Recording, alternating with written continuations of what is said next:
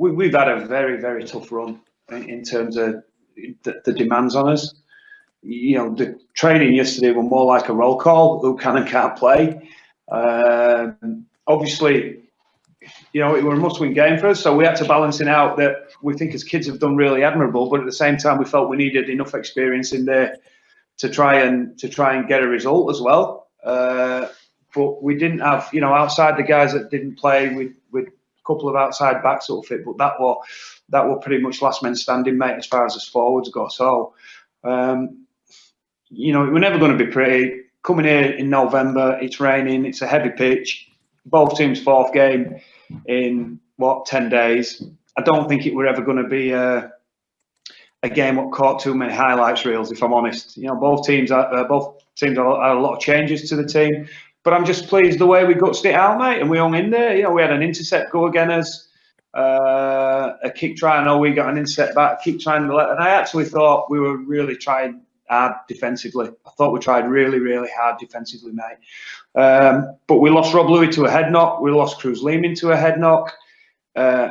We two players out there that shouldn't have been on there, just saying, look, I need to come, you know, busted ribs and a bad foot. And we're like, we simply cannot get you off the field, or we're playing with 12 and 11 men. And we'd used all our subs up by then, James, because of the head knock. So just hard, mate, just really, really hard, and really, really pleased that the guys found the guts and the will to win. Not going to dissect that too much from a technical standpoint, but you know, we ran hard, we tackled hard, and we absolutely tried his backsides off and come away with a narrow victory. So yeah, just really pleased for him, mate, on a effort point of view. But I thought, you know, considering what both clubs have gone through, I thought it was a great effort from both teams. It was a game that didn't have a great deal of quality in it, but you know, two teams that are just fighting really hard for each other. So yeah, you know, obviously disappointed and with the result.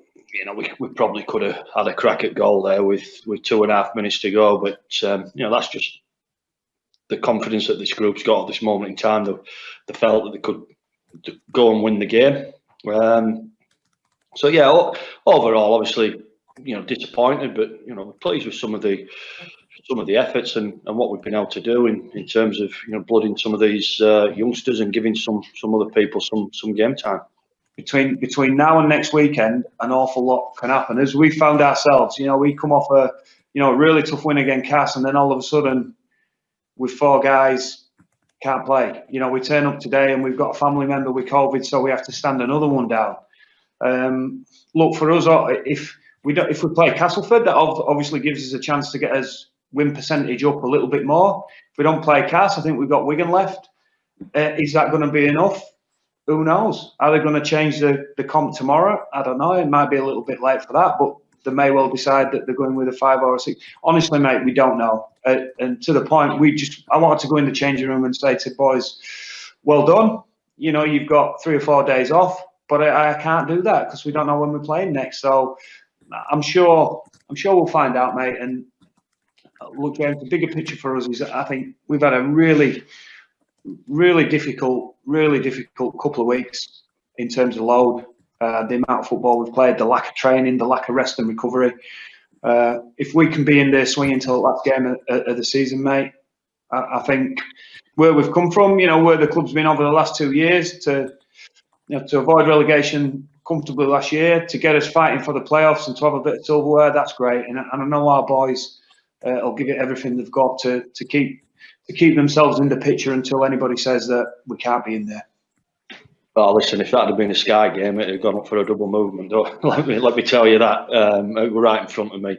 But you know, Harry, I thought he was fantastic for us today. He's had a couple of weeks with us, and you know, there's a real ball of energy through that middle, and you know, we're feeling it towards the back end of his stint. But yeah, I think the future looks, you know, pretty bright, JD. To be honest, we had young Yusuf Aiden out there, Connor Bailey, Crofty, Lee Kershaw, and obviously Harry Bowes. And you know, I thought I'm really impressed with with how they applied themselves, and impressed with their efforts today, considering what both clubs have had to go through. And I thought Leeds were good. They probably just edged it. We had no field position that second half. But yeah, overall, just certainly some big lessons to learn.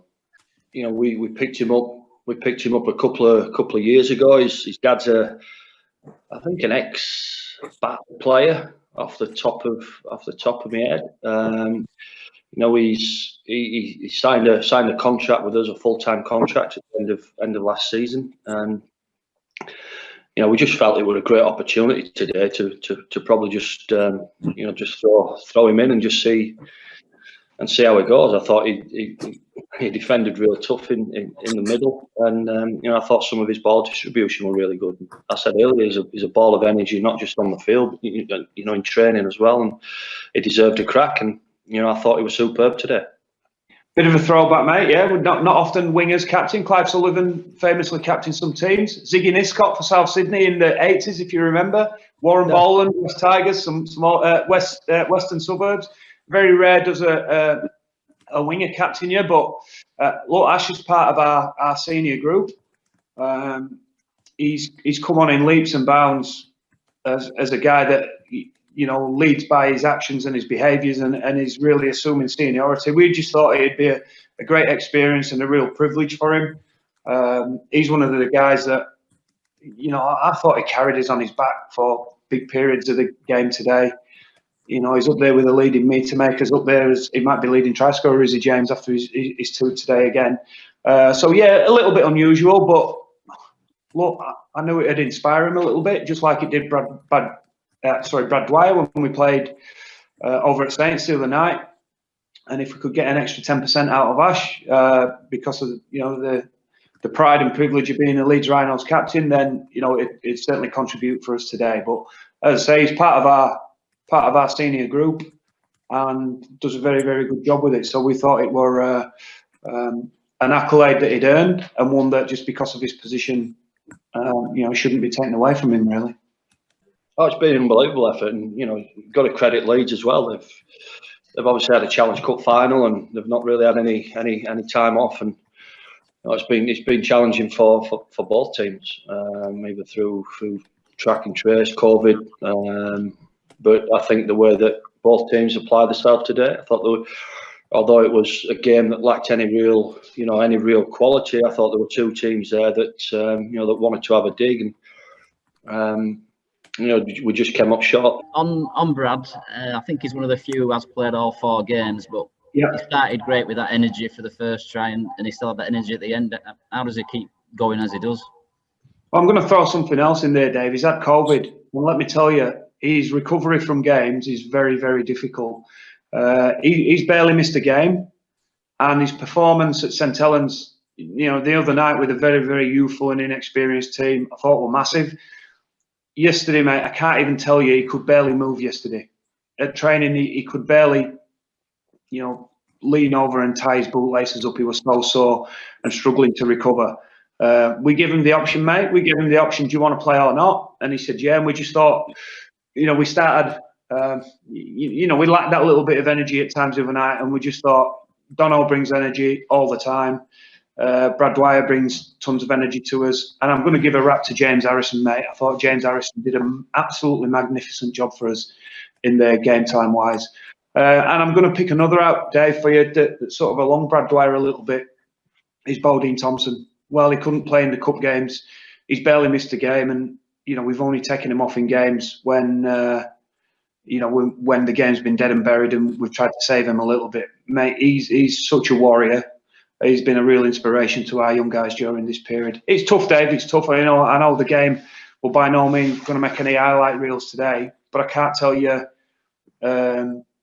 I guess the sense of pride I feel that how much these blokes have dug in, given what they've been through, and Wakefield have too. That's Wakefield's 4th game in a very short space of time as well. So yeah, but I think massive credit to both players that they slogged it out, and right up until the final whistle of the game, we're in, up in the air and in the balance. We planned as if we were still going to go ahead on Friday. you know, we'll just wait and see what the powers that be, the decision makers, have to say. So you know, we'll come in tomorrow as normal, and prepare for Salford on Friday at Headingley.